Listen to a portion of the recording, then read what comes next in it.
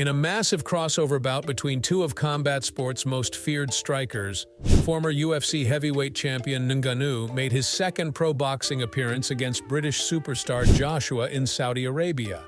But it was Joshua who landed the final bomb, starching Ngannou with a devastating knockout in the second round. It was a stunning and abrupt ending that, frankly, not many expected to see. Ngannou had looked exceptional just 6 months ago in his ultra-close decision loss to lineal heavyweight boxing champion Tyson Fury. Many fans and pundits thought the Cameroonian's size, power, and athleticism would give the former Olympic gold medalist Joshua all sorts of problems. But from the opening bell, Ngannou seemed out of sorts. He was dropped hard late in the first round and then again early in the second before Joshua's fight-ending right hand rendered him unconscious in devastating fashion. So what exactly went wrong for the heavy-handed Ngannou?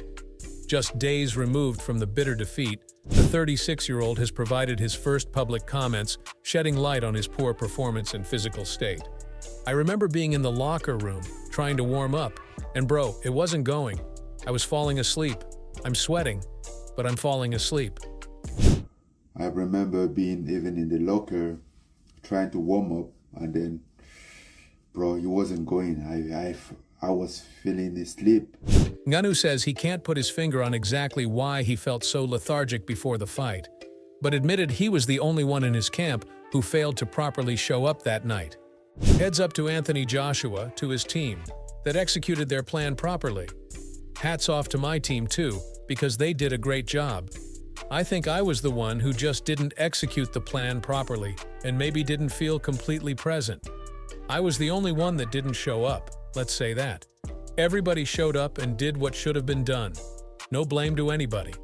All the blame is just about me. That's the game. Heads up to Anthony Joshua, to his team that executed their plan properly. And heads up to my team too, because they did a great job. You know, I think I was just the one that didn't execute the plan properly, and maybe didn't feel completely present. But I was only the one that didn't show up, let's say that, because everybody showed up and did what they should be done. So I'm happy about that. No blame to anybody. All the blame here is just about me. It's the game, you know.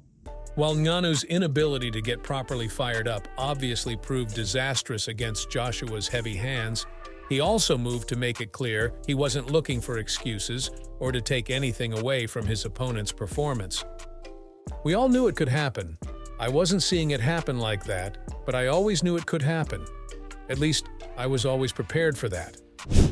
We all knew it could happen. I wasn't saying it happened like that, but I always knew it could happen. So at least I was always prepared for that.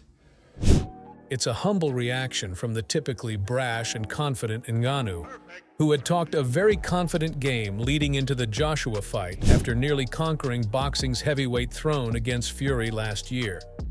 For context, let's take a look back at how Ngannou versus Joshua was being hyped in the lead-up as a truly historic crossover between two of the most devastating knockout artists in combat sports today.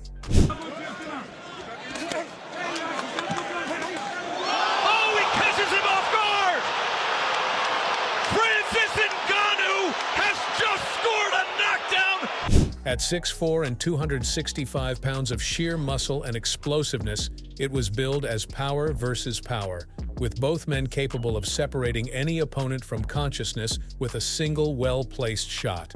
In boxing, Joshua has cemented his legacy as an all-time great British heavyweight, holding unified titles on multiple occasions while picking up marquee wins over Vladimir Klitschko, Joseph Parker, and Andy Ruiz Jr., among others.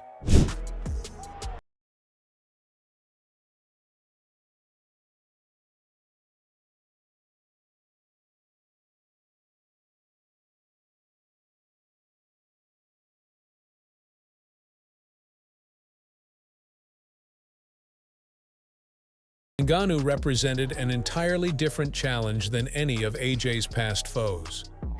The Cameroonian phenom is an absolute physical freak of nature who used his rapidly developing boxing skills and preternatural punching power to nearly wrest boxing's heavyweight championship from Fury last October.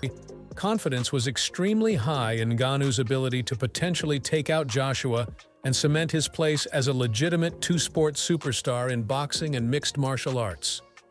Returning to Ngannou's comments, while he refused to make excuses, he did shed more light on how shockingly out of sorts he felt going into the biggest fight of his life against Joshua. I assume that's how some people I have fought, some people that I beat have felt before, but it was basically my first time to feel that. That's why I kind of took a couple of days out. I took some time for myself. I obviously had to reflect on everything that's happened through the fight. Despite his disappointing outing, Ngannou is already getting medical checkups scheduled and taking a philosophical approach to the devastating loss. It's part of what we do. We take challenges. Sometimes it works, sometimes it doesn't work, but we are working on it. It's not over yet, not at all. We're just getting started. The only thing that we will miss this year is time. Know that it's not over yet, not at all. Like, we just get started. The only thing that we would miss here is time, and I think we have some good amount of time ahead of us as for right now.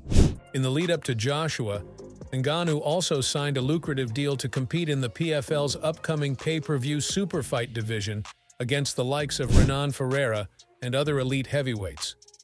He plans to return to MMA action in that shark-infested division while simultaneously licking his wounds from the Joshua KO and plotting his next moves in the boxing world. Ngannou even left the door open to a potential showdown with knockout artist Deontay Wilder in boxing's glamour division. I have an opponent now in the PFL in Renan Ferreira. That will be my future opponent in the PFL, but again, I basically have a lot of fights in the future. I can still combine sports. I will still be back in action. Not because I'm more comfortable in MMA that I will let boxing go. I'm still going to do both. So while Ngannou suffered his first pro boxing loss in devastating fashion this past weekend, he's making it clear the Francis Ngannou show is far from over when it comes to shaking up both the boxing and MMA landscapes. Whether it's chasing gold in the PFL's new super fight division or pursuing redemption and another shot at the upper echelons of heavyweight boxing, this ride has clearly only just begun for one of combat sport's most unique and captivating talents. It was an inauspicious start to 2024 for Ngannou following the disappointment against Joshua. But with an unshakable mindset and still standing in the primes of his dual athletic careers, you can expect to hear plenty more massive fights featuring the Predator, making headlines in both boxing and MMA sooner rather than later. So what do you think is next for Ngannou? Should he quit boxing and go back to UFC with his head down? Or should he keep his head high and keep competing in boxing? Tell us in the comments. Honestly, I believe that going TPHG back to UFC at this point would be disastrous for his overall fighting career. He'll be seen as a sore loser who made a hyped transition from MMA to boxing and failed miserably. So, in my opinion, he shouldn't schedule his next fight against a top heavyweight and look for other, less prominent options to improve his record.